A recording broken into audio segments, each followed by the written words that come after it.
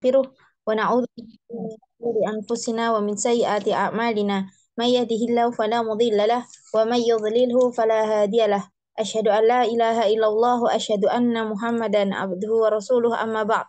Alhamdulillah kita kembali berjumpa dalam kajian fikih muslimah yang pada pertemuan kita kali ini kita masih akan melanjutkan pembahasan kita tentang hukum-hukum seputar jenazah ya. Yang melanjutkan pembahasan yang kemarin kita sudah bahas adalah hukum atau permasalahan seputar sholat jenazah. Nah, selanjutnya kita akan membahas tentang penguburan jenazah, ya, penguburan jenazah, dan juga kemudian nanti sampai ke eh, bab berkaitan dengan masa idah sebagai penutup dari kitab ini. Semoga kita bisa selesaikan di pertemuan ini, insya Allah. Nah, kita lanjutkan ya pembahasan kita. Kemarin setelah kita sudah mempelajari ya jenazah setelah dikafani ya kemudian dimandikan, dikafani, kemudian disolatkan ya maka kemudian jenazah ini dibawa menuju ke pekuburan. Nah maka ya membawanya jenazah ini tidak dilakukan oleh wanita tetapi oleh laki-laki. Maka di sini ya saya tidak membahas tentang prosesi ya pembawaan jenazah ya namun secara ringkas bahwa membawa jenazah ya ini yang kemudian yang lebih utama ya yang lebih utama yaitu jenazah itu tidak kemudian tidak dipindah tempatkan dari tempatnya dia meninggal ya dalam artian tidak perlu misalnya ada seorang yang wafat di Indonesia ya padahal dia adalah orang dari warga negara lain begitu maka tidak perlu untuk kemudian dipindah tempatkan dipulangkan ke negaranya ya begitu pula sebaliknya misalnya ada TKW meninggal dunia di mana begitu ya nah maka dia kemudian wafat ya makamkan di tempat tersebut ya kecuali karena ada sesuatu yang mendorongnya ya untuk kemudian dipindah tempatkan. Nah kemudian dan ini juga termasuk dikhawatirkan nanti ya uang untuk memindah tempatkan ini kemudian bisa memberatkan dari hartanya mayit ya harta mayit kemudian habis untuk memindah tempatkan si mayit padahal mayit misalnya masih memiliki ahli waris ya maka ini tidak selayaknya untuk dilakukan kalau sampai membuang-buang atau menghabiskan hartanya si mayit. Nah, kemudian kalau ini dimisalkan ini di satu tempat begitu, maka boleh misalnya ya mayit atau jenazah itu dibawa menggunakan ambulan ya atau menggunakan kendaraan, menggunakan kereta itu boleh ya. Nah, kemudian apabila kemudian dibawa dengan ditandu ya atau diangkat di bahu begitu ya, maka di disunahkan ini berjalannya tidak terlalu lambat ya tidak terlalu lambat tetapi ya cukup cukup tidak terlalu cepat sampai berlari-lari tidak seperti itu tetapi ya segera bergegas untuk menuju ke tempat pemakaman karena bagi orang yang kemudian jenazahnya ini manakala jenazahnya ini adalah mukmin ya maka ini kemudian dia bisa kemudian lebih cepat ya mendapatkan nikmat nikmat kubur. Tapi kemudian manakala jenazahnya ini adalah jenazah orang kafir, ya maka proses mempercepat penguburan ya ini difungsikan untuk memperingan bahu-bahu orang yang kemudian memikulnya ya artinya biar cepat selesai pekerjaannya begitu. Maka keduanya itu selayaknya untuk dipercepat semacam itu. Nah, kemudian selanjutnya ke pekuburan sudah sampai di pekuburan. Nah, di antara ajaran Nabi Shallallahu Alaihi Wasallam yaitu menguburkan kaum muslimin di pekuburan ya atau di makbaroh ya pekuburan yang di situ dan pekuburan kaum muslimin ini hendaknya pekuburan yang sama sama dengan kaum muslimin yang lain ya ini kalau idealnya seperti itu kalau kita bisa mencari pekuburan ya atau pemakaman yang di situ hanya diisi oleh orang-orang muslim saja maka selayaknya kita lakukan kita cari tempat atau pemakaman yang semacam semacam itu, bukan pemakaman yang campur dengan orang lain ya. Meskipun wallahu a'lam ya tidak ada larangan, hanya saja ya di pemakaman yang kemudian di situ campur dengan orang lain maka karena orang orang lain maksudnya agama lain ya, orang non-Islam, ya maka orang non-Islam itu ketika berada di dalam kubur, ya dia akan mendapatkan siksa kubur yang lama sekali, ya sampai hari kiamat itu tiba. Ya, jadi maka di situ ya akan terjadi kemudian siksaan-siksaan kubur yang akan bisa didengar ya oleh semua makhluk kecuali manusia dan jin. Ya, jadi siksaan kubur itu akan bisa didengar oleh semua makhluk kecuali manusia dan jin. Ya, maka ini tentu membuat sebagian ya menjadi tidak nyaman. Ya, maka ya kemudian selayaknya ya kalau memungkinkan itu kita mencari pekuburan yang dikhususkan bagi seorang seorang muslim. Nah, kemudian ya, jadi kalau kaum muslimin ini dimakamkan di pekuburan, ya, di tempat di mana ya banyak orang muslim yang lain itu dikuburkan atau dimakamkan di tempat tersebut. Kecuali Nabi Shallallahu Alaihi Wasallam. Untuk Nabi Shallallahu Alaihi Wasallam, ya ini dimakamkan di kamar beliau. Ya, beliau ini dimakamkan di kamar beliau dan di situ juga kemudian dimakamkan pula ya Abu Bakar serta Umar bin Khattab radhiyallahu anhuma. Dan juga orang yang mati syahid ya, orang yang mati syahid, orang yang misalnya berperang mati syahid yang dimaksud ini adalah mati syahid karena perang ya. Orang yang mati syahid karena perang maka dimakamkan ya di tempat di mana dia ini wafat ya, tidak dipulangkan ke negara atau ke negeri asalnya tidak, tetapi di mana dia itu wafat. Disitulah dia itu kemudian dimakamkan. Nah, kemudian untuk waktu penguburan jenazah ini ya boleh di setiap waktu kecuali di 3 waktu berikut. Yang pertama, saat matahari itu terbit, saat tepat di atas kepala dan saat tenggelam. Ya, saat matahari itu terbit, ya, kemudian saat tepat di atas kepala, jadi pas sebelum masuk waktu duhur, ya, pas sebelum masuk waktu duhur, belum zawal, ya, belum matahari belum tergelincir. Nah, maka itu juga tidak boleh. Kalau masih tepat di atas kepala, maka tidak boleh. Atau ketika saat matahari itu tenggelam, berarti ba'da asar. Ya, kalau saat matahari terbit, ya itu berarti mulai dari terbitnya matahari, selesainya waktu subuh, sampai ya kemudian wallahu alam ya, ketika matahari terbit ya berarti ketika itu, ya saat itu. Tapi kemudian jika sudah beberapa saat setelahnya, maka insya Allah tidak masalah. Kemudian di malam hari, ya di malam hari juga kemudian dimakruhkan kecuali ada hajat, ya, kecuali ada hajat, ada kebutuhan, ya semisal kemarin ketika di COVID ya, ketika di masa COVID dulu, ya itu jenazah harus segera dimakamkan, ya karena harus disegerakan agar kemudian untuk meminimalisir kontaminasi bakteri misalnya, ya maka tidak masalah ya dengan alasan semacam itu. Tapi hukum asalnya ini adalah sesuatu yang dimakruhkan, wallahu a'lam.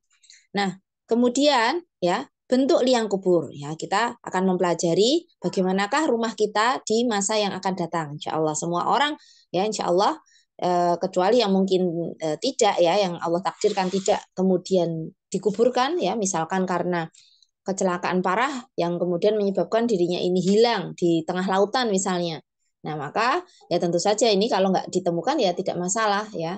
Nah, tapi secara umum ya seorang muslim itu kemudian kuburnya ini adalah dibentuk ya sedemikian rupa sehingga kemudian atau dimakamkan ya di tanah sedemikian rupa sebagaimana yang kita kenal. Nah, untuk bentuk liang kubur, maka kadar wajibnya itu adanya galian yang dapat mencegah bau mayat dan terjaga dari binatang buas. Ya, jadi secukupnya. Yang intinya apa? Yang intinya jenazah itu bisa tertutup. Ya, jenazah itu bisa ditutup dengan sempurna sehingga baunya ini tidak menyebar. Ya, baunya tidak menyebar. Begitu pula ya hewan buas ya itu tidak kemudian mengorek-orek ya, mengorek-orek galian tanahnya untuk kemudian memakan jenazah yang ada di dalam kubur tersebut. Jadi intinya ya kadar wajibnya ini adalah mencegah bau mayat dan terjaga dari binatang buas. Ya, ini bisa dimanfaatkan ya kadar minimalis ini ya atau kadar wajibnya ini manakala tanahnya ini memang sulit untuk digali ya, sulit sekali untuk digali lebih dalam ya misalnya karena tanahnya ini tipe tanah yang tanah cadas, tanah yang berbatu-batu keras seperti itu. Nah, maka ya bisa menggunakan kaidah ini, yaitu dengan galian yang dapat mencegah bau mayat dan terjaga dari binatang buas. Ya.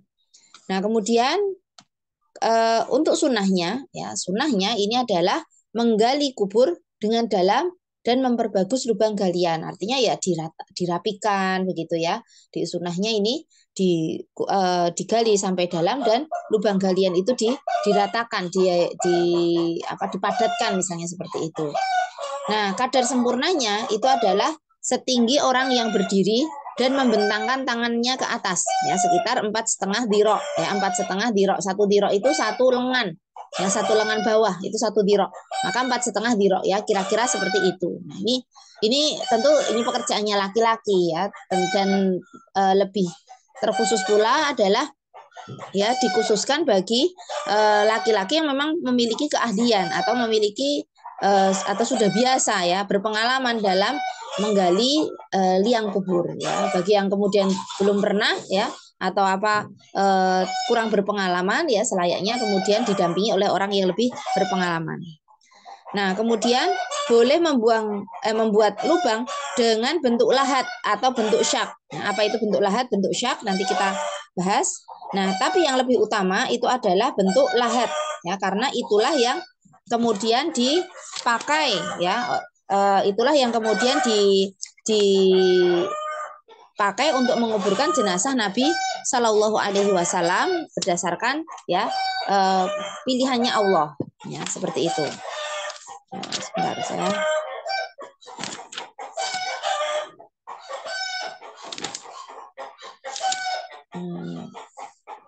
Ya.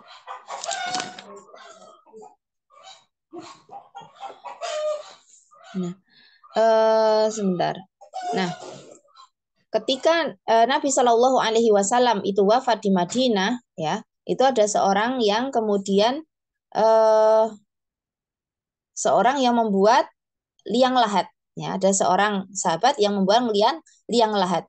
Dan ada sahabat yang lain kemudian membentuk liang, ya membentuk kuburnya itu dengan bentuk syak. Jadi ada dua sahabat, satunya bikin dengan liang lahat, bentuknya lahat, satunya bentuk syak. Nah, kemudian mereka mengatakan nastahiru rabbuna ya. Kami atau nastahiru rabbana, kami akan istikharah kepada Rabb kami. Dan kemudian wana ba'atsu ilaihima. Kemudian kami pun memerintahkan ya atau mengutus orang untuk mendatangi dua orang tersebut. Nah, maka siapa yang kemudian lebih dulu ya siapa yang kemudian lebih dulu ya, siapa yang kemudian lebih dulu maka itu yang kemudian akan dipilih ya. Nah, maka kemudian orang yang dipanggil, jadi orang tadi dipanggil untuk menghadap Nabi Shallallahu Alaihi Wasallam kedua-duanya. Nah, siapa yang lebih dulu datang ya maka itu yang akan dipilih. Nah, kemudian ternyata sahabat yang datang terlebih dahulu itu adalah sahabat yang membuat liang kubur dengan bentuk lahat ya, liang kubur dalam bentuk lahat. Maka ini kemudian Nabi Shallallahu Alaihi Wasallam pun ya menguburkan Nabi Shallallahu Alaihi Wasallam dalam bentuk lahat ya. Nah, tapi kalaupun kemudian dengan bentuk syak ya itu juga tidak masalah ya, bukan berarti kemudian tidak diperbolehkan, namun itu tetap diperbolehkan. Nah, gimana bentuk syak dan bentuk lahat ya? Yang pertama ya ini kita lihat ya, yang sebelah kanan sendiri ini adalah bentuk lahat. Ya, ini dilihat dari atas ya. Ini bentuk lahat. Lahat itu seperti apa? Lahat itu jadi nanti ya dibuat lubang, kemudian ada lubang kecil, ya ada lubang kecil yang menjorok ke arah kiblat, ya, lubang kecil yang menjorok ke arah kiblat. Adapun lahat itu dibuat sedemikian rupa sehingga nanti ada seperti bentuk aliran, bentuk sungai, ya. Jadi kanan kiri ini adalah sama, kanan dengan kiri ini ada yang sama begitu. Nah, kemudian Kemudian nanti jenazah itu dimasukkan ke lubang yang kecil tersebut. Ya, kita lihat di bagian slide selanjutnya ya. Nah, ini di situ di slide selanjutnya itu ada tulisan barat ya, karena barat itu kalau di Indonesia itu maksudnya adalah arah kiblatnya.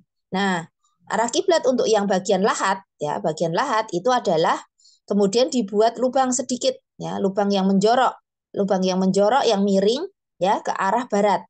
Nah, kemudian nanti kepala ini dimasukkan ke situ, ya, kepala dimasukkan ke situ. Nanti ada tata cara memasukkan jenazah, tapi ini juga nanti urusannya laki-laki. Cuman kita biar tahu aja, oh ternyata begini ya tempat tinggal kita insya Allah besok. Dan atau mungkin selama ini kita nggak tahu ya ketika kerabat kita wafat, kemudian dimasukkan ke liang kubur, begitu kita nggak tahu dengan jelas ya gimana sih bentuknya memasukkannya. Nah, ini kalau dalam bentuk jenazah langsung dimasukkan ya, dan inilah yang sesuai dengan sunnah semacam ini, bukan yang kemudian dimasukkan dengan peti ya. Nah, kecuali memang ada hajat ya, semacam kemarin pas COVID juga ketika wafat itu dimasukkan dengan peti ya, atau kemudian dimasukkan secara bertumpuk dengan menggunakan kantong mayat misalnya seperti itu. Maka ya tidak masalah kalau memang ada hajat untuk seperti itu. Tapi yang lebih sunnah, sesuai sunnah, kalau kondisi tidak mendesak, tidak darurat, ya maka kemudian jenazah yang langsung dimasukkan, ya tidak kemudian dengan peti. Nah, dan ini insya Allah akan lebih ringkas dan akan lebih memudahkan kelak manakala ya ada jenazah yang mau ditumpuk, ya mau diletakkan di atasnya. Ya kalau dengan peti kan tentu ini makan tempat banyak sekali, ya boros tempat. Padahal tempat kita atau tanah pemakaman itu semakin lama semakin menyempit, itu dikarenakan salah satunya ya penguburan dengan peti ya, atau karena membangun kubur, nanti akan kita bahas. Nah, ini ya untuk lahat tadi miring ke arah kiblat. Kemudian untuk yang bukan lahat ya bentuknya syak itu maka bentuknya seperti sungai ya, jadi dibuat rata atau di tengah-tengah dari lubang. Nanti jenazah dimasukkan ke situ ya, kemudian ditutup dengan papan ya sehingga tidak ambles gitu ya. Ditutup pakai papan ya, kemudian baru tanah itu dikembalikan di atas papannya tersebut. Begitu. Nah, ini ya, rumahnya ini mau orang kaya, mau orang miskin ya, mau cantik, mau kurang cantik ya, mau ganteng, tidak ganteng ya, rumahnya sama seperti ini semua. Ya, tidak ada perbedaan. Bahkan raja kalau di Arab Saudi, ya Raja Saudi itu ya sama saja liang kuburnya ya tidak berbeda dengan orang yang bukan bukan siapa-siapa ya, akar rumput masyarakat biasa. Nah, maka sama saja bentuk kuburnya. Maka itulah yang diajarkan oleh Nabi Shallallahu Alaihi Wasallam. Nah, kemudian eh, kita lihat slide selanjutnya tentang yang memasukkan jenazah wanita ke liang kubur. Ya, siapakah yang berhak memasukkan jenazah wanita ke liang kubur? Nah, wanita itu tidak boleh memasukkan jenazah ke liang kubur, ya. Jadi wanita tidak boleh memasukkan jenazah ke liang kubur. Kenapa? Ya, tentu karena dikhawatirkan nanti akan tersingkap auratnya. Ya, auratnya dia nanti akan tersingkap ketika dia harus menerima misalnya masuk ke lubang makam, begitu kan? Tentu akan bisa jadi tersingkap auratnya. Nah, atau ketika menyerahkan dari atas juga begitu ya, maka yang melakukan itu adalah laki-laki ya. Oh ya, tadi berkaitan dengan dalamnya tadi ya, dalamnya ini adalah setinggi orang yang berdiri, itu kadar sempurnanya setinggi orang berdiri dan membentangkan tangannya ke atas ya. Nah, maka itu dalamnya.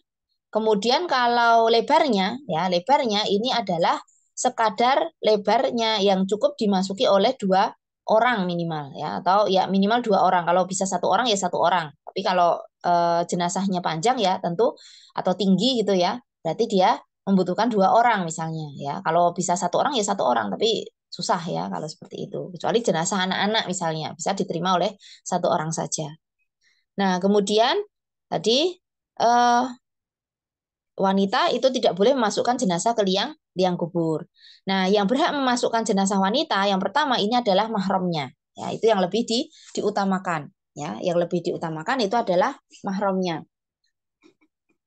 Dari Abdurrahman bin Abza bahwasanya Umar bin Al-Khattab itu eh, beliau mensolatkan Zainab bintu Jahas 4 rakaat, kemudian beliau mengutus kepada istri-istri Nabi ya, untuk menanyakan siapakah yang berhak ya memasukkan jenazah Zainab bintu Jahas ini ke kuburnya.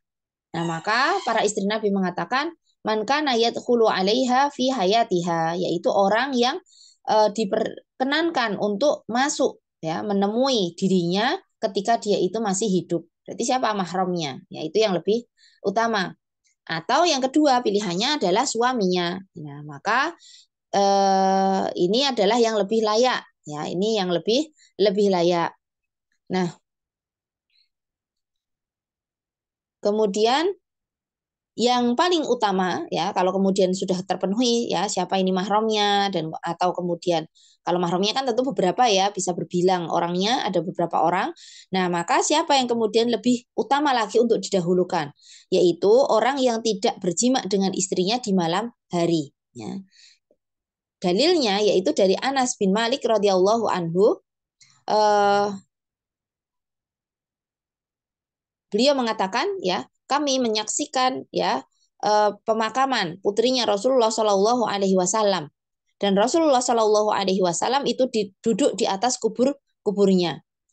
Nah, saya melihat matanya ini matanya ini meneteskan air mata ya menangis ya. Jadi Anas itu melihat air matanya Nabi Shallallahu Alaihi Wasallam itu menetes ya menangis ketika putri beliau Zainab ini wafat ya. Nah, kemudian beliau bertanya, hal fikum min ahadin lam yuqarif lailah ya. Adakah di antara kalian yang semalam itu tidak berhubungan badan? Maka Abu Talha mengatakan saya. Nah, maka beliau mengatakan fanzil fi qabriha ya, turunlah ke kuburnya. Ya, maka kemudian beliau pun turun ke kuburnya. Nah, begitu juga dari Anas bin Malik ketika Ruqayyah itu wafat, nah maka Rasulullah Shallallahu Alaihi Wasallam mengatakan layat hulul kubro rojulun qarifu ahlahu lailah ya tidak janganlah masuk ke kuburnya ya laki-laki yang semalam itu dia berhubungan badan dengan istrinya. Ya, nah maka ini artinya yaitu yang lebih diutamakan. Tapi seandainya tidak ada sama sekali, ya tidak ada sama sekali adanya seperti itu ya, itulah yang kemudian tidak masalah ya, wallahu alam ya tidak masalah untuk kemudian memasukkan jenazah ke dalam kubur. Nah kemudian selanjutnya disunahkan ya ketika jenazah itu sudah dimasukkan maka ya masuknya jenazah ya itu dari arah kakinya ya. Jadi dimasukkan itu dari arah arah kaki yang pertama terlebih dahulu bukan kepalanya tapi kakinya. Nah, wallahu alam ya mungkin bisa jadi karena ini yang lebih lebih ringan ya, lebih ringan untuk kemudian diterima. Nah, kemudian ya mayit nanti kalau sudah dimasukkan ya jadi ini tentunya harus dipaskan terlebih dahulu nanti mayit ini madep ke arah mana ya kepalanya ini menghadapnya arah mana seperti itu jadi di atas sebelum dimasukkan harus dipaskan terlebih dahulu. Nah kemudian disunahkan mayat itu dibaringkan pada sisi kanan tubuhnya dan makruh bila pada sisi kirinya ya jadi disunahkan itu dibaringkan di atas sisi kanan. Nah, kemudian ya dia berbaring di atas pipi kanan berarti. Ya, jadi wajahnya nanti menghadap ke arah kiblat. Ya, wajah menghadap ke arah kiblat. Berarti kalau kiblat itu arah barat, ya kiblat itu arah barat, maka kepala itu berada di arah utara. Ya, kepala berada di arah utara, kaki berada di arah selatan. Ya, kemudian menghadap ke arah kiblat. Nah, wajah dan kedua kaki itu disandarkan ke tembok kubur. Ya, wajah dan kedua kaki disandarkan ke tembok kubur, sedangkan bagian tubuh yang lain dijauhkan dari tembok tersebut sehingga seperti gerakan orang yang ruku. Ya, maka kalau di sini tadi ya, maka ini bentuknya ya arah kiblat ya arah kiblat itu kepala itu yang sudah ditutupi di slide yang tadi sebelumnya kepala itu yang ditutupi papan ya kepalanya ditutupi papan terlebih dahulu tapi nanti yang ditutupi papan itu semua ya seluruh sekujur tubuhnya itu ditutup papan. Nah itu makanya kan bentuknya bengkok gitu. Saya pertamanya melihat gambar itu loh ini kok wajahnya menghadap membelakangi kiblat. Oh ternyata bukan ya karena apa memang agak dibungkukkan ya jadi agak dibungkukkan kepalanya disentuhkan ke dinding kubur sebelah barat ya atau arah kiblat dinding kubur yang di arah arah kiblat sehingga bentuknya membungkuk seperti itu. Nah, kemudian sunnah pada punggungnya itu disandarkan dengan tanah atau batu bata, begitu pula di bawah kepalanya ya. Jadi atau dibuat tanah ya, diberi tanah ya atau yang lainnya. Wallahu alam. Apakah ini kemudian bisa diganti dengan yang lainnya ataukah tidak? Maka wallahu alam ya. Nah, kemudian sudah ya nanti setelah itu jenazah itu dimasukkan ke liangnya ya ke lubangnya, kemudian ditutup dengan papan. Ya, setelah itu apa? Tanah dikembalikan ke tempat semula ya. Kalau tanah dikembalikan ke tempat semula ya, jadi secara logika ya, ketika tanah itu rata ya, ketika tanah itu rata kemudian dikeluarkan ya sejumlah tanah ya, sejumlah lubang, kemudian lubang itu diisi dengan jenazah ya, maka nanti tanah yang tersisa itu hanyalah sedikit ya. Jadi sekitar mungkin satu jengkal saja itu tanah yang tersisa. Secara apa? Secara logika itu seperti itu ya. Dari tanah yang diambil dari lubang kubur tersebut itu hanya tersisa tanah ya, maka tidak perlu mencari tanah, tidak perlu kemudian mencari tanah untuk menggudukkan kuburan tersebut. Jadi cukup tanah yang ada dari lubang tersebut. Nah, nanti ya ini kalau sesuai tuntunan syariat maka ya tanah ini sekedar digundukkan maksimal itu adalah setinggi satu jengkal ya, setinggi satu jengkal saja ya, digundukkan setinggi satu jengkal, kemudian di bagian kepala ya, ini saya kurang memberikan tanda, di bagian kepala itu diberi penanda berupa berupa batu ya, berupa batu. Nah, maka hanya semacam itu ya. Jadi itu yang disunahkan untuk bentuk kubur yang sesuai dengan syariat. Dan bentuk kubur yang kemudian ada dibuat kijing ya, ditambahi kijing atau bahkan di marmer, bahkan tambah gede banget ya kayak kuburannya orang Cina, ada bong ya, namanya bong Cina ya, tempat pekuburan Cina. Nah, maka ini menyelisihi sunnah. Ya, maka itu bentuk pekuburan yang menyelisihi sunnah. Karena apa? Rasulullah Shallallahu Alaihi Wasallam melarang memberi semen pada kubur, kemudian duduk di atas kubur dan memberi bangunan di atas kubur atau membuat bangunan di atas kubur. Maka tidak boleh ya, nyemen saja nggak boleh, apalagi membuat bangunan. Ya, maka tidak boleh seperti itu. Kemudian apa? Ya cukup seperti itu saja ya, tanah yang ditinggikan sedikit, kemudian di bagian kepala diberi penanda berupa batu ya, hanya sekedar untuk memberikan tanda bahwa ini adalah kubur ya, ini adalah kubur. Jadi jangan sampai kita melanggar haknya kubur ya, yaitu misalnya melangkahi ya, menduduki, menginjak, itu nggak boleh ya, maka hanya sebagai sekedar penanda semacam itu. Dan berkaitan dengan menulisi kubur ya, menulisi misalnya ditandai pakai kayu ya, ditandai pakai pakai kayu ya, kemudian dikasih nama, tempat tanggal lahir ya, tempat tanggal wafat seperti itu. Nah, kemudian dikasih nasabnya misalnya ya, si fulanah binti fulan misalnya seperti itu. Nah, maka ini ulama mengatakan itu adalah satu bentuk perkara yang makruh, dimakruhkan ya. Maka tidak perlu dikasih nama seperti itu. Ya, tinggal kalau keluarganya seandainya mau kemudian mendoakan ya, kan bisa didoakan dari rumah ya, bisa didoakan dari rumah, tidak harus mendoakan jenazah itu di samping ya atau pas di samping kuburnya, nggak harus seperti itu ya, tidak sebagaimana ziarah kubur yang banyak tersebar ya, atau sekedar ya nandai, oh berarti ini penandanya dengan misalnya lokasi ya, letaknya, oh letaknya di baris sekian sekian misalnya seperti itu ya, jadi tidak perlu kemudian beri tanda ya. Kita lihat ya foto yang ada di situ yang saya lampirkan. Ya, maka yang sesuai syariat ya, yang sesuai dengan sunnah, maka bentuk pekuburan ya ini adalah yang ada di sebelah kanan.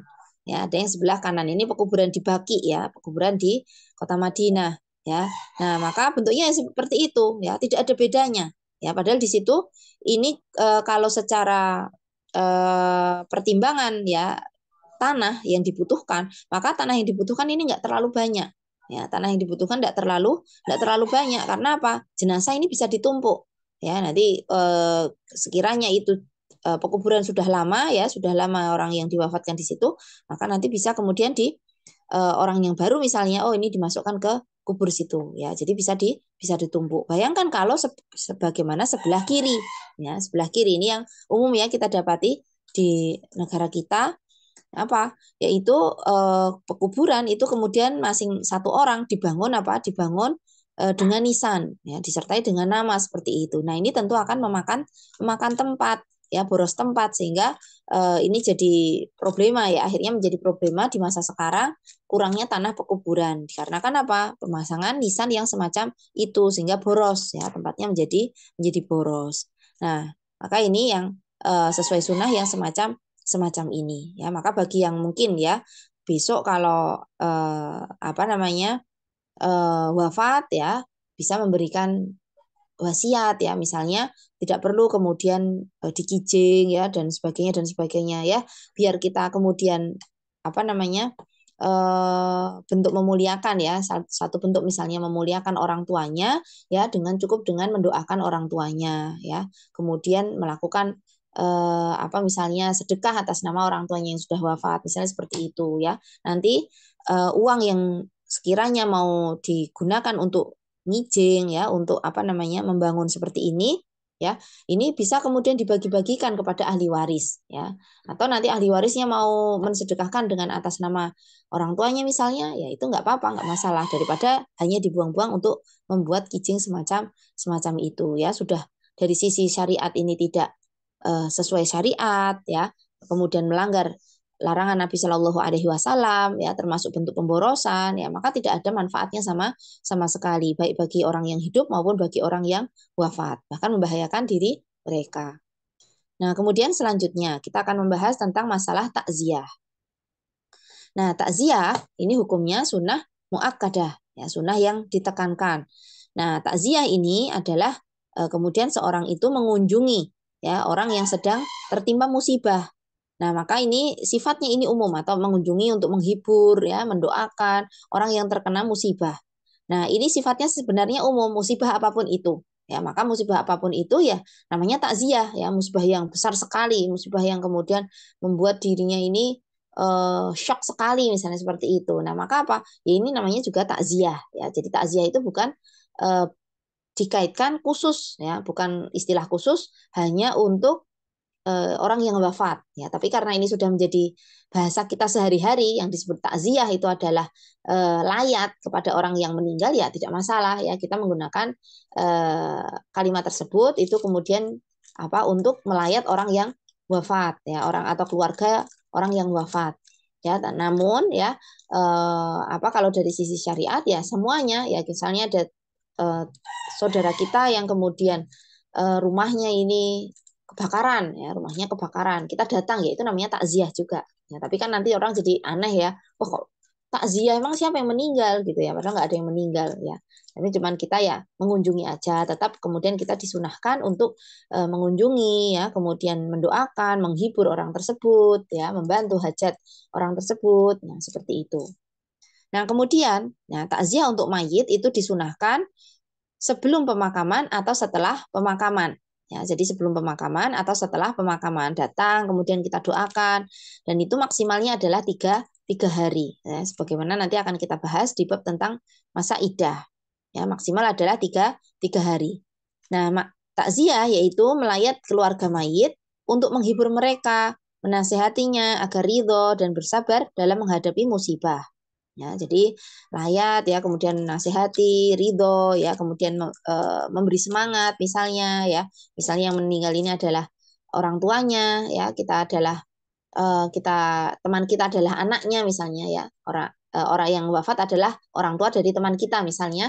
Nah, maka kita bisa nasihatkan, ya, antara lain misalnya, ya, semoga, ya, Allah memberikan pahala atas musibah yang telah menimpamu, ya, karena apa? Karena bagi orang yang bersabar, Allah itu menjanjikan adanya pahala yang tidak terbatas, ya, pahala yang banyak sekali, pahala yang besar sekali. Maka kita kita hibur dia, ya, dengan pahala semacam itu, ya. Atau kemudian kita bisa sampaikan, ya, bahwa nanti anak-anaknya ini hendaknya atau anak-anak yang ditinggalkan ini hendaknya berusaha menjadi anak yang soleh dan solihah, ya, anak-anak yang menjaga atau menunaikan haknya Allah dan haknya makhluk, ya, sehingga kemudian apa doa anak yang soleh tersebut itu nanti bisa menjadi amal jariah bagi orang tua yang ditinggalkan, orang tua yang meninggal seperti itu. Maka kita bisa hibur, kita motivasi ya untuk apa namanya? Untuk tidak terlalu larut dalam kesedihan.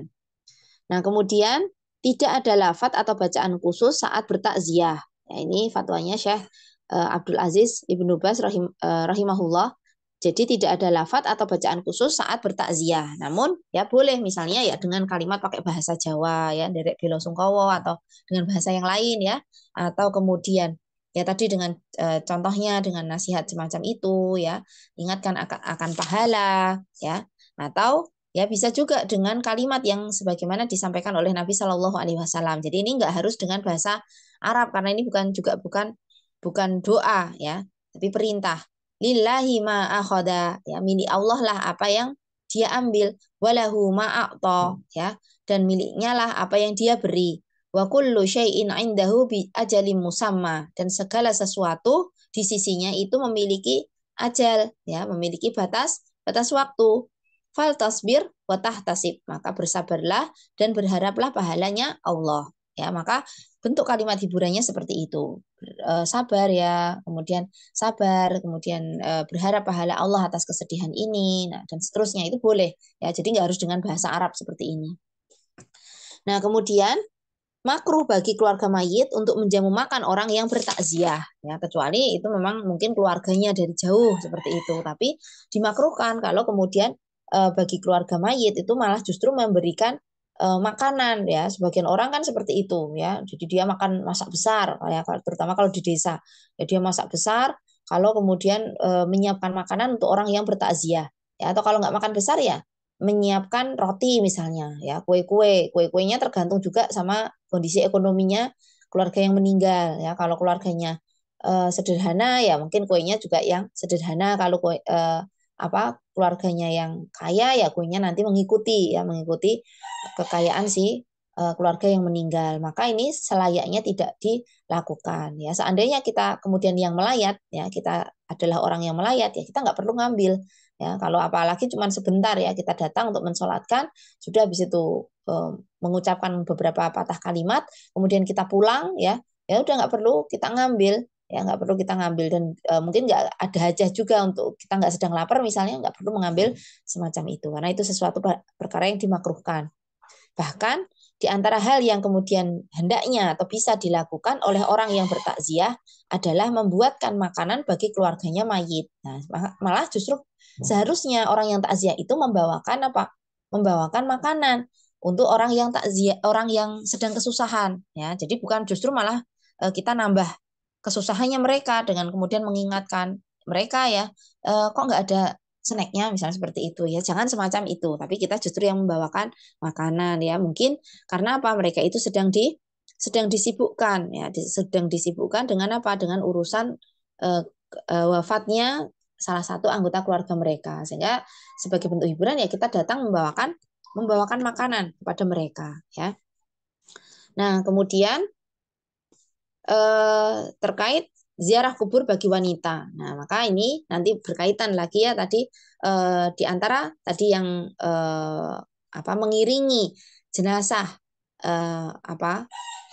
mengiringi jenazah ya, maka ini adalah laki-laki, yang utamanya adalah laki-laki, termasuk yang nanti menguburkan itu juga laki-laki. Nah, biasanya kalau di tempat kita itu kemudian keluarganya yang putri, yang wanita itu juga nanti ikut ke pekuburan. Nah, maka ini tidak selayaknya dilakukan ya. Manakala apalagi ya jika kemudian mendorong dirinya itu kemudian melakukan niyahah ya. Kita kemarin sudah bahas tentang niyahah, meratapi mayit ya. Maka seandainya apalagi ini adalah orang yang kita cintai ya, anak kita atau orang tua kita atau pasangan kita misalnya seperti itu, kita lihat dia diturunkan ke dalam kubur, maka sebagian wanita nggak kuat ketika melihat itu sehingga kemudian tangisannya menjadi-jadi. Nah, maka ini selainnya tidak kita lakukan. Jadi apa yang dilakukan ya sudah, biarkan nanti yang memakamkan, yang membawa ke pemakaman itu adalah yang laki-laki ya. Kita wanita tetap berada di rumah ya, untuk menjaga agar kita tidak terjatuh pada perbuatan dosa besar.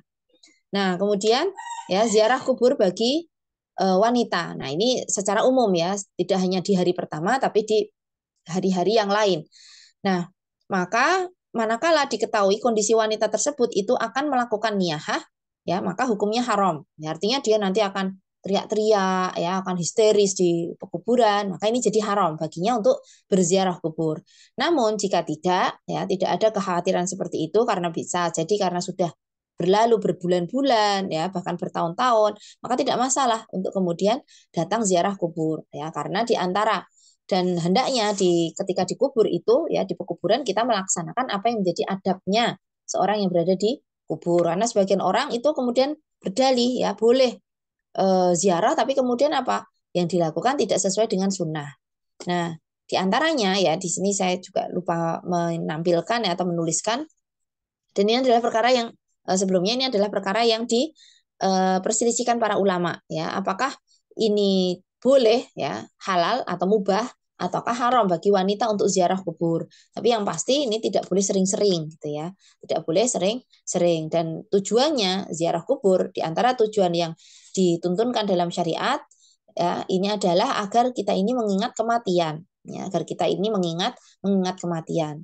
Nah, manakala yang ada di kubur ini adalah orang yang soleh, ya maka ini adalah waktu istirahatnya, ya benar-benar dia berada tenang dalam peristirahatan, ya. Tapi bukan yang terakhir, karena yang terakhir peristirahatan yang terakhir itu sejatinya ada di akhirat, ya ada di surga ataukah di neraka. Nah, kemudian tapi dia sudah kemudian lebih tenang, tidak merasakan sakit lagi, seperti itu, ya. Kemudian yang boleh kita ziarahi juga adalah yang sesama muslim, ya. Kalau kemudian bukan muslim ya tidak boleh, ya. Apalagi di situ sampai harus sampai kemudian mendoakan misalnya. Maka nggak boleh mendoakan orang yang sudah meninggal, baik secara langsung di kuburnya atau tidak secara langsung, ya. Misalnya kita di rumah gitu ya, kita doakan dia, maka nggak boleh seperti itu. Nah, kemudian apa yang dilakukan, ya? Maka yang diantara yang bisa dilakukan yaitu kemudian apa? Mendoakan dirinya, ya. Allahumma sabithu misalnya. Kalau ini baru saja dimakamkan, ya. Allahumma sabithu. Ya Allah, teguhkanlah ia, ya. Teguhkanlah ia sehingga apa? Dia ini bisa menjawab pertanyaan malaikat ketika ditanya, ya. Jadi apa sih yang akan dilakukan oleh mayit? Ya, maka di antara akidah Ahlussunnah wal Jamaah ini menetapkan bahwasanya, ya mayit itu ketika orang-orang itu sudah meninggalkan kuburnya, ya sudah meninggalkan pemakamannya, ya maka kemudian datanglah nanti malaikat yang akan menanyainya. Ya, tadi ruhnya orang yang meninggal tadi setelah dicabut, ya kemudian dibawa oleh malaikat, kemudian dikembalikan lagi ke jasadnya, ya kemudian nanti malaikat akan menanyai dirinya, ya tentang man rabbuka, siapa Tuhanmu, ya siapa Tuhanmu, kemudian madinuka, apa agamamu, dan man nabiyuka, siapa nabimu. Itu adalah pertanyaan tiga aja, ya tiga pertanyaan dikubur. Sepertinya gampang, ya jawabannya mungkin kita sudah berkali-kali ya mendengar dan sering kemudian mengucapkan misalnya, ya namun ini tidak kemudian bisa dilakukan, tidak bisa kemudian dijawab kecuali orang itu mendapat taufik dari Allah, dan juga ya berdasarkan apa amal orang tersebut atau keimanan orang tersebut. Kalau orang tersebut itu termasuk orang yang beriman, dia bisa menjawab. Tapi kalau termasuk orang yang munafik misalnya, ya maka dia tentu tidak bisa menjawab pertanyaan tersebut, ya. Bahkan kemudian dia nanti, atau orang yang kafir tentunya juga nggak bisa menjawab, meskipun dia mungkin udah tahu oh ini nanti akan ditanya kayak begini, ya dia ngapalin jawabannya, ya tetap kalau dia nggak beriman nggak akan bisa menjawab, dan yang dia dapatkan itu adalah siksa kubur semenjak dia dimasukkan, ya semenjak dia itu ditanya sampai nanti hari kiamat, ya maka semakin, dan kita nggak tahu kan hari kiamat itu datangnya kapan, maka misalnya contohnya Firaun, ya Firaun dari sejak dia dimasukkan sampai sekarang ya disiksa terus kayak begitu, ya. Nah, maka itu kita bisa mendoakan dirinya, ya. Kita doakan ya semoga Allahumma misalnya ya seperti yang doa yang kemarin kita sampaikan di bab sholat jenazah misalnya. Nah, kemudian bisa juga eh, apa bagi orang yang misalnya baru saja dikuburkan, bagi orang yang belum sholat jenazah maka boleh mensolatkan jenazah di depan pekuburan di depan kuburan orang yang tadi meninggal dunia. Nah, yang nggak boleh, ya, yang nggak boleh di antara perkara yang mungkin banyak orang yang kemudian tidak paham dengan hal ini, yaitu apa? Membaca Al-Quran di pekuburan. Nah, itu nggak boleh. Mau Al-Quran, surat apapun itu nggak boleh. Ya, mau surat Yasin, mau surat Al-Kahfi, mau surat Al-Baqarah sekalipun nggak boleh. Ya, jadi kalau kirim pahala, ya ini mahalul hilaf, sesuatu yang diperselisihkan para ulama. Apakah kirim pahala itu boleh? Ya, apakah ini disampai kepada si mayit ataukah tidak? Ya, mengirimkan pahala bacaan Al-Quran kepada mayit itu apakah sampai ataukah tidak? Maka ini diperselisihkan para ulama. Ya, sebagian berpendapat dan ini sebagian berpendapat ini tidak sampai pahalanya kepada si mayit. Dan kalaupun kemudian yang berpendapat ya bolehnya untuk kemudian mengirimkan pahala ya bacaan Al-Qur'an, maka wallahu alam ini juga kemudian tidak apa tidak selayaknya ya membacakan Al-Qur'annya itu di pekuburan. Ya, membacakan Al-Qur'annya itu tidak di pekuburan ya. Kenapa? Karena Nabi Shallallahu alaihi wasallam itu mengatakan ya, janganlah yang kurang lebih artinya janganlah kalian jadikan rumah-rumah kalian itu seperti kuburan ya karena apa tidak pernah dibacakan Al-Qur'an. Nah, berarti apa di pekuburan itu tidak dibacakan Al-Qur'an, tidak boleh membaca Al-Qur'an. Maka tidak boleh ya membaca Al-Qur'an ketika berada di pekuburan. Nah, kemudian juga tidak boleh ya duduk-duduk di atas kubur orang lain misalnya, ya duduk-duduk di atas kuburnya orang lain atau nginjak ya nginjak makam. Maka ini perbuatan yang tidak beradab ya atau buang hajat di tengah-tengah eh, dua buah makam misalnya itu juga tidak diperbolehkan ya maka itu diantara hak-haknya ya pekuburan itu semacam itu. Nah itu ya kemudian ya apa saja perkara yang bermanfaat bagi mayit dan seterusnya mungkin akan kita bahas di pertemuan yang akan datang ya insya Allah ya karena waktu sudah menunjukkan pukul 12.49. Mungkin kita buka sesi tanya jawab sekitar 10 menit sekitar itu dipersilahkan. Mungkin kita cukupkan sampai di ziarah kubur bagi wanita. Selanjutnya kita lanjutkan dengan sesi tanya jawab. Dipersilahkan kalau ada yang ingin bertanya.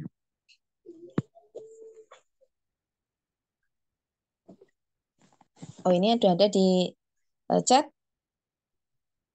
Bagaimana dengan hadis yang menyatakan wanita ziarah kubur itu akan dilaknat ya? Maka itu memang sesuatu yang sesuatu yang diperselisihkan oleh para ulama ya. Makna dari az-zarratu ya kalau nggak salah kalimatnya seperti itu atau az-zairatu ya. Ada yang kemudian sebagian yang menilai ya tadi saya kasih bintang ya maknanya itu adalah mahalul hilaf. Ada yang menafsirkan atau memaknai hadis tersebut tentang larangan mutlak ya sama sekali tidak boleh bagi wanita untuk berziarah kubur. Ada yang kemudian memaknai bahwa yang tidak diperbolehkan itu manakala sering-sering ya karena bentuk sighahnya ya bentuk bentuk kalimatnya itu adalah az-zairah atau apa ya saya agak lupa itu. Jadi intinya ya yang tidak diperbolehkan itu apa namanya sering-sering. Akan tetapi ya kemudian wanita itu mengambil hukum anjuran untuk berziarah kubur ya anjuran untuk berziarah kubur secara umum sebagaimana yang diperbolehkan bagi laki-laki. Jadi makanya di situ saya tadi sampaikan ini adalah perkara khilaf ya perselisihan di kalangan para ulama ya apakah wanita itu boleh untuk berziarah kubur ya ataukah tidak. Tapi wallahu a'lam ya apa pendapat yang kemudian dirojihkan oleh penulis kitab Sahih Fikih Sunnah atau Fikih Sunnah di Nisa itu adalah diperbolehkan ya diperbolehkannya hal tersebut tapi kita tanpa mengurangi rasa hormat kita kepada ulama atau asatid yang kemudian melarang wanita ziarah kubur secara mutlak. Kemudian doa ziarah kubur apakah bisa diucapkan ketika hanya melewati pekuburan dan memandangi ke pekuburan tersebut ataukah harus masuk ke dalam pekuburan setelah itu mendoakan mereka ya boleh di luar ya boleh di luar ketika lewat di pekuburan tapi kalau yang assalamu ala ahla diyar misalnya seperti itu nah maka itu ketika akan masuk ke pekuburan ya jika pekuburan tersebut muslim atau kafir apakah kita boleh mendoakan saudara-saudara kami yang muslim yang dikubur di sana wallahu alam ya tidak masalah kalau kemudian kita itu hanya mendoakan muslim saja ya saudara kita yang muslim saja. Apakah setelah jenazah selesai dimandikan dan dikafani masih boleh dibelai dan dicium kening oleh suaminya? Boleh ya. Jadi setelah jenazah itu dikafani kan itu kemudian belum ditutup dengan rapat biasanya ya bagian wajah, maka masih boleh ya untuk kemudian dicium oleh mahramnya atau dicium oleh suaminya. Apakah boleh menutup kepala mayit dengan tambahan potongan mukena? di bagian kepala atau hanya boleh kafannya tanpa dijahit.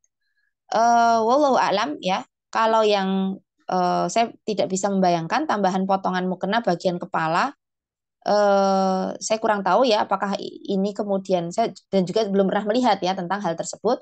Tetapi kita cukupkan dengan kafan yang membalut tubuhnya saja ya. Jadi wajahnya ini hanya ditutup dengan bagian kafan yang kemudian menutupi bagian atasnya. Jadi kalau nanti jenazah itu sudah mau diberangkatkan itu biasanya nanti ditutup ya, ditutup lagi ya bagian wajahnya. Kemudian diikat kalau memang belum diikat ya seperti itu. Wallahu a'lam. Mungkin itu ada yang ingin bertanya secara langsung dipersilahkan. Assalamualaikum warahmatullahi wabarakatuh. Umi, Waalaikumsalam izin warahmatullahi bertanya, Umi. wabarakatuh. Ya, silakan. Kita kalau ziarah kubur itu tidak boleh sering-sering kan, Umi? Tadi yang saya dengar begitu. Iya, Terus kemudian kalau kita membacakan Al-Quran itu tidak boleh. Terus begini, Umi, bagaimana caranya kita seorang ibu, mohon maaf Umi, kebetulan saya kan ditinggal anak gitu, iya, caranya untuk membantu uh, anak kita supaya mengurangi mengurangi apa namanya hisab ya Umi ya gitu. Bagaimana caranya Umi, terutama saya sebagai orang tua gitu. iya. Terima kasih. Ya, ya. Maka bisa dilakukan ya atau kita bisa doakan kapanpun itu ya, utamanya lagi di waktu-waktu yang mustajab atau di tempat-tempat yang mustajab. Nggak harus kemudian di sisi kuburnya ya, nggak harus kemudian di sisi kuburnya seperti itu atau di waktu-waktu tertentu misalnya ya, meskipun di sebagian ulama ada yang kemudian menilai ya ada beberapa waktu yang afdol, tetapi wallahu a'lam ya, Nabi Shallallahu Alaihi Wasallam itu tidak pernah kemudian menetapkan waktu yang afdal untuk kemudian berziarah kubur seperti itu. Maka bisa dilakukan kapanpun itu, ya bisa dilakukan kapanpun itu terkait dengan ziarah ya. Akan tetapi terkait dengan mendoakan ya, maka ini boleh dilakukan atau bisa dilakukan kapanpun itu dan dimanapun itu. Bahkan ini adalah ketika dilakukan atau eh, diamalkan atau dilakukan oleh orang tua, dalam hal ini adalah ibu ya, maka ini adalah satu hal yang kemudian tidak tertolak ya. Salah satu pihak atau salah satu orang yang tidak akan tertolak doanya itu adalah orang tuanya ya, maka ibu bisa kemudian mendoakan anaknya meskipun tidak sedang berada di sisi kuburnya ya. Jadi kirim doa ya, itu bisa sekarang pun bisa ya, atau di waktu-waktu yang mustajab ya, lebih-lebih lagi di waktu mustajab, afwan, lebih-lebih lagi di waktu mustajab atau tempat yang mustajab ya. Tempat yang mustajab itu contohnya ada ketika di Raudhah misalnya ya, ada eh, di tanah haram sana ya. Kemudian tempat waktu yang mustajab itu banyak sekali ya. Waktu yang mustajab contohnya nanti ba'da asar ya, beberapa saat sebelum matahari tenggelam ya, di akhir asar ya, maka itu adalah di akhir Jumat, afwan, di akhir Jumat itu ada waktu yang mustajab, atau ketika sujud ya, atau ketika setelah tahiyat sebelum salam ya, atau sepertiga malam yang terakhir. Banyak sekali ya, banyak sekali waktu-waktu yang mustajab, maka kita bisa manfaatkan ya. Misalnya kita doakan Allahumma fir li, misalnya Allahumma fir li ibni ya, atau Allahumma fir li zauji ya. Ya Allah ampunilah anakku, ampunilah suamiku ya, kemudian lapangkanlah kubur mereka misalnya ya. Kalau kita nggak bisa pakai bahasa Arab ya, karena misalnya kita mau pakai bahasa Indonesia ya enggak masalah ya, tapi untuk kemudian hati-hati, maka ketika berdoa dengan menggunakan bahasa Indonesia itu doanya ketika di luar sholat, tapi ketika di dalam sholat pakai bahasa Arab ya. Tapi kalau di luar sholat pakai bahasa Indonesia, pakai bahasa daerah boleh ya, seperti itu. Ya Allah lapangkanlah kuburnya dan seterusnya, ampunilah dosa-dosanya seterusnya ya. Maka yakinlah ya, doa kita tetap akan Allah dengar meskipun kita sedang tidak berada di samping kubur anak atau pasangan kita semacam itu. Lebih-lebih lagi ini yang mendoakan ibunya ya, maka Allah menjanjikan apa, tidak akan menolak doa orang orang tua seperti itu ya. Semoga eh, yang kemudian memiliki suami atau pasangan yang sudah wafat, orang tua yang sudah wafat ya, dan juga anak yang sudah wafat, maka banyak-banyak doakan ya, semoga Allah mengabulkan doa kita agar mereka semua orang-orang yang kita cintai ini ya dilapangkan kuburnya ya, kemudian dibebaskan dari azab kubur, dibebaskan dari azab neraka ya, dan kemudian diberi kenikmatan di dalam kubur serta kenikmatan di dalam surga. Dan jangan lupa ya, semoga kita semua itu bisa kembali ya, reunian kembali, berkumpul sama mereka ya ketika di surga kelak ya, semoga seperti itu. Mungkin itu. Ya, Umi, Kemudian terima kasih Umi. Jazakillahu khairan Umi. jazakillahu khairan. Mungkin masih ada waktu 3 menit. Dipersilahkan kalau ada satu pertanyaan lagi, monggo.